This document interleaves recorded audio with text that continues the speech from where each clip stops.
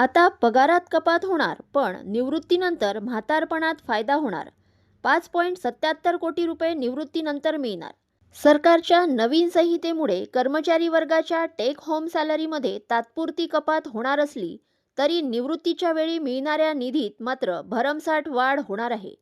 नवीन नियमामुळे पीएफ आणि एनपीएसमध्ये जास्त योगदान जमा करणे बंधनकारक झाल्याने कर्मचाऱ्यांच्या वृद्धकाळात कोट्यावधीचा अतिरिक्त निधी तयार होणार आहे.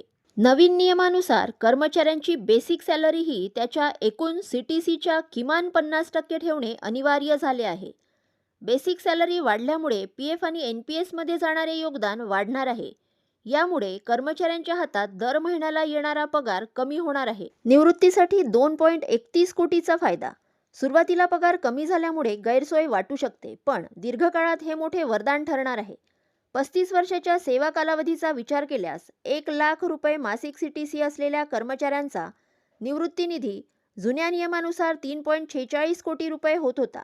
मात्र नवीन संहितेमुळे पीएफ आणि एनपीएसचे योगदान वाढल्याने निवृत्तीच्या वेळी जमा होणारा एकूण निधी तब्बल 5.77 कोटी रुपयांपर्यंत जाणार आहे. त्यामुळे कर्मचाऱ्याला 2.31 कोटी अतिरिक्त लाभ मिळणार आहे.